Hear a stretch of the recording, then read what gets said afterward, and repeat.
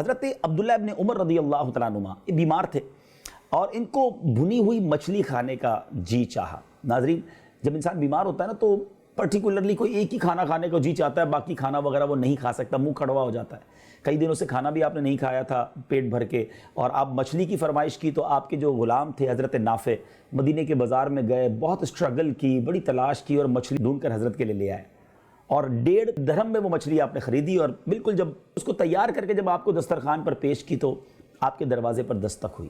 کسی فقیر نے کہا کہ اللہ کے نام پر کچھ دے دو۔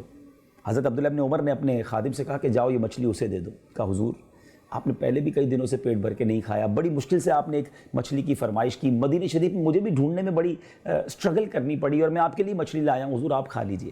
فرمایا میں نے کہا نا اس کو فقیر کو دے دو۔ حضرت نافع گئے اور وہ مچھلی اٹھا کر اس غریب کو دے دی، پھر پیچھے گئے اس غریب کے پاس اور کہا کہ تمہیں تو پیسے چاہیے تھے، ایسا کرو 1.5 درہم لے لو، یہ مچھلی پھر مجھے بیچ دو۔ آپ کے غلام نے وہ 1.5 درہم دیے اور مچھلی خرید لی اور لا کر حضرت عبداللہ ابن عمر کے دسترخوان پر رکھ دی۔ آپ نے فرمایا کہ یہ کیوں لے کر آئے ہو؟ میں نے کہا تھا اس فقیر کو دے دو۔ کہا حضور میں نے دے دی تھی اور واللہ میں اسے واپس لے کر ایسے نہیں آیا، خرید کر آیا ہوں، اس کو پیسے مل گئے ہیں، پلیز آپ کھا لیجئے۔ آپ نے پھر کمال کا آرڈر دیا کہ جاؤ جا کر یہ بھی اسے دے دو اور دیکھو اب پیسے بھی واپس مت لینا، اور پھر حدیث پاک سنائی۔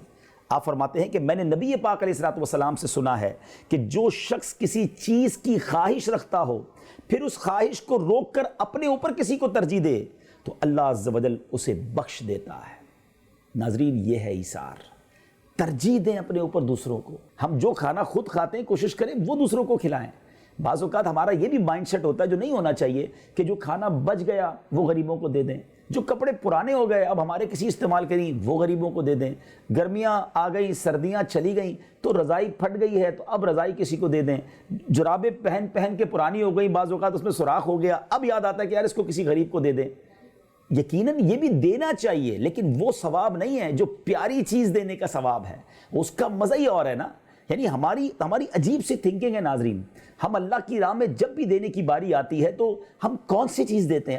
اپنی پسندیدہ چیز بتائیے نا۔ جب اپنے بچے کو برتھ ڈے گفٹ دینا ہوتا ہے ہم بہترین برانڈڈ کوشش کرتے ہیں، اپنی زوجہ کو اپنی فیملی کو جب بھی گفٹ دیتے ہیں بہترین، میں نہیں کہتا غلط ہے، بالکل دینا چاہیے، فیملی کا خیال رکھنا چاہیے، مگر اللہ کی راہ میں جب دیں تب گھٹیا مال تو نہ دینا، کیونکہ اللہ کی بارگاہ میں دل دیکھا جاتا ہے۔ اور ہمارے اسلاف نے، ہمارے صحابہ کرام نے یہ پروف کیا کہ انہوں نے اپنی بہترین چیزیں نکال کر اللہ کی راہ میں خرچ کی۔